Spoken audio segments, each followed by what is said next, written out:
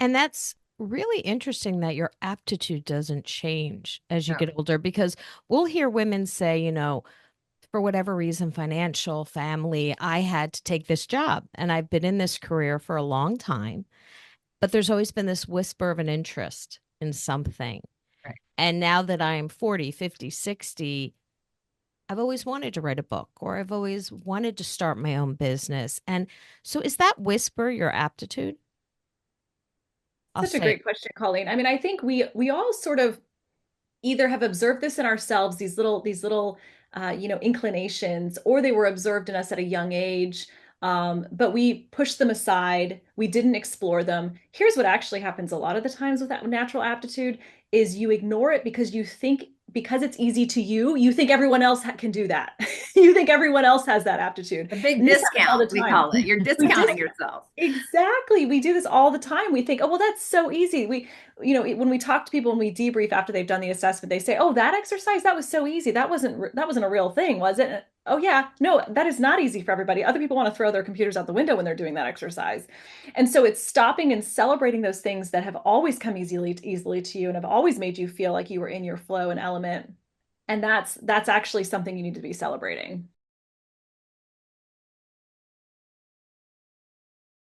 There are 52 aptitudes that can be measured. And in the book, we focus on those four, the core four, a lot. And then you actually, when you take the assessment that's included with the book, you're going to actually learn about 14. But back to the spatial, because we picked the four that really influence a lot when it comes to our jobs and careers and our avocations.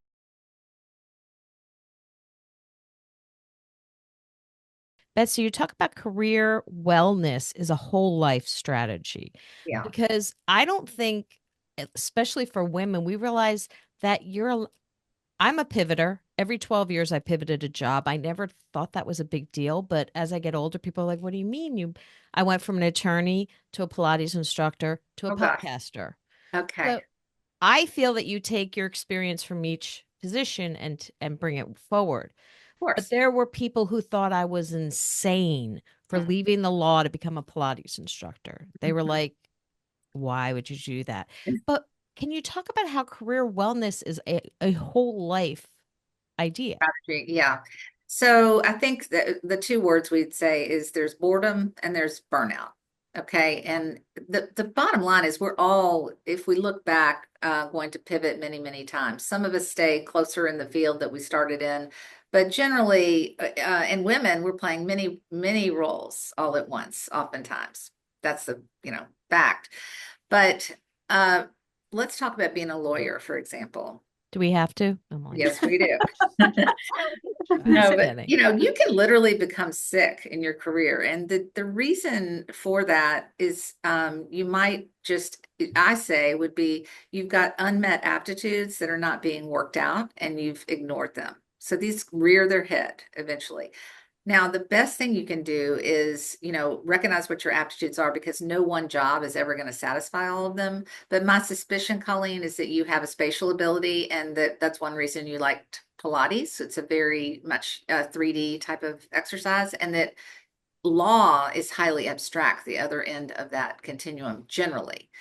Now, if I were talking to you right when you were starting, I might have always said, think about real estate law, where you're going to get to use that 3D ability, or patent law, or create an avocation that uses this 3D ability on the side, because we all need to make money and there's different times of our life where the salary matters more.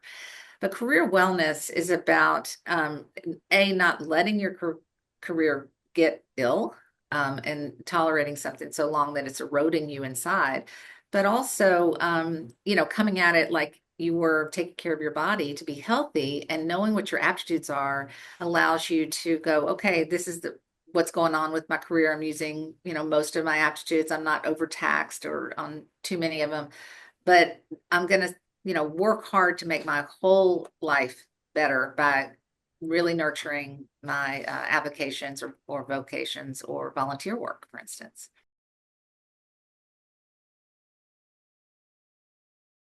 You'll get a discussion guide, which is great because that gives you language to now be able to advocate for yourself with your boss or your teammates to say, these are the kinds of situations that fatigue me. I always sort of knew this intuitively, but now I have language to describe why this wears at me or why this fatigues me.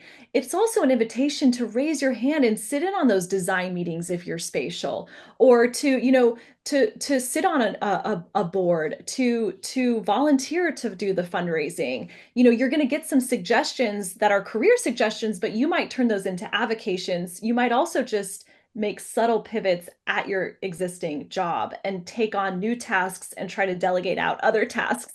And so this language makes you a better advocate for yourself. Right. I mean, that was for me the biggest thing is I knew certain things were frustrating and certain things were fun, but this assessment was an invitation to stand up and to say, I want to do that. Can I please have a seat at the table? Yeah. Another thing I like so much about this assessment, this particular one, that if you buy the book, you have a code that you can use, but it's not crazy expensive. Can you talk about how, I'll ask Betsy, how you can go about taking this assessment, the various ways you can do that? Well, it's good to know this is Science, which is the company I co-founded in 2010.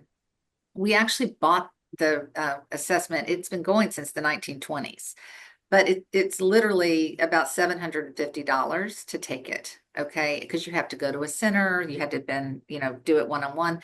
Computing power, and what we did with Science is we brought it into an online, we mapped it with the government to all these jobs. We did a lot of technology advances using a lot of money and drove the price to $49 actually.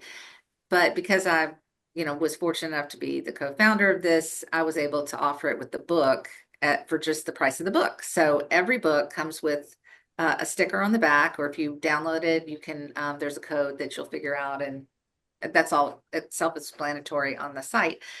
But we're just thrilled because the reason we wrote the book in the first place is for people like us. I was 35 when I took it for the first time.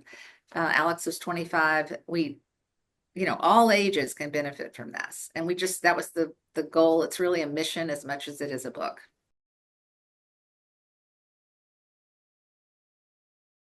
The learning curve to competence can be steep, but once you've scaled it, you'll find yourself on even ground. Yeah. So if you want to, either one of you want to just talk about that. But I think this is a good time to do a little exercise if y'all are open to Uh-oh. it, Yeah, sure. because it relates to this very much. Illustrate, yeah. All right, so take a pencil out. Maybe your listeners will do the same thing, and just write your name. Write your full name, like first, middle, last. Okay. Okay. Then when you're finished doing that, I want you to switch hands and do the same thing. This could take a while. I remember this from the book. Yeah, good. Okay, so how did that feel writing with your non-dominant hand? Messy. Really difficult. Yeah, and much harder. Yeah, and And slow, slower. right? Yeah, I'm still doing it. I have a long name. Okay. Okay. Well, if for some reason you had to use your non-dominant hand, say you were in a horrible accident, Right. and you did it consistently, even if I made you use your non-dominant hand till the end of the day, you would get better with practice. Okay. And so aptitudes are like this, like certain things are a little bit more of an uphill climb, but with practice, we can become competent.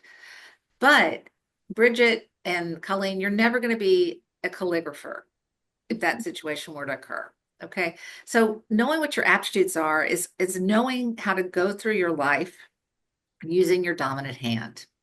So it doesn't give you an excuse not to have to be competent in things that aren't your strengths or your aptitudes, but it is a clue to be like, let's do more of this stuff that's in my dominant space.